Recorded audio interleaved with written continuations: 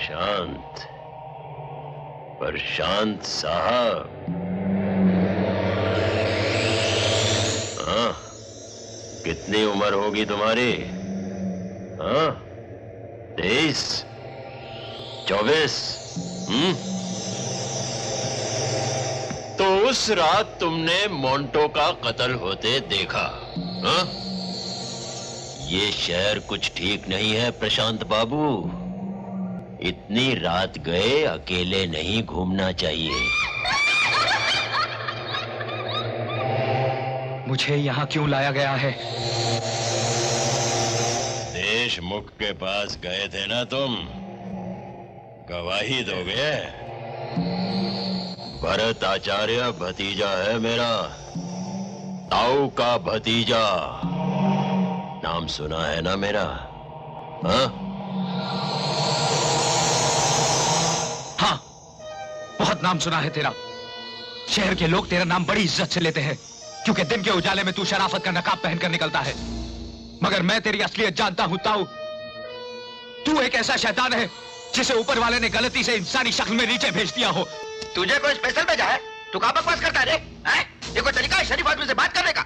भला बताइए, सारा शहर जिसे पूछता है। सारा शहर नहीं, तुझ जैसे लोग इसकी पूजा वही करते हैं जिन्हें ये अपने गुनाहों का हिस्सेदार बनाता है। प्रशांत, चिल्लाओ मत ताऊ, मैं तेरी शैतानी हुकूमत को खत्म कर दूंगा ताऊ। मैं तेरे चेहरे से ये शराफत का नकाब नोच डालूंगा ताऊ। तेरी तो लल्ला,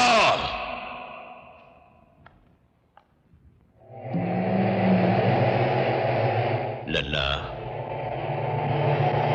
नए खून में इतनी गर्मी तो होनी ही चाहिए। जब तक बैल की नाक में नकेल न पड़े, वो सूजे की धार नहीं पहचानता।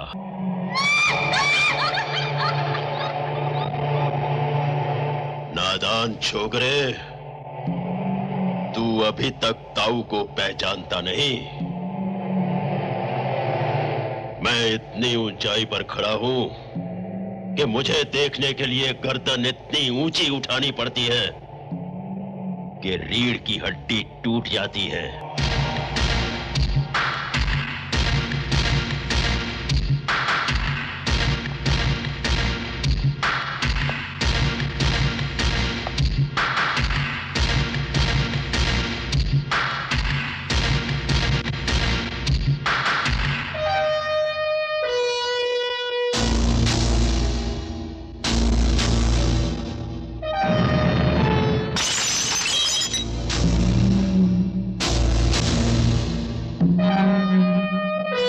इसे गौर से देख ताऊ, कितने टुकड़े हो चुके हैं इसके, जबकि मैंने इसे सिर्फ इतनी ऊंचाई से फेंका है।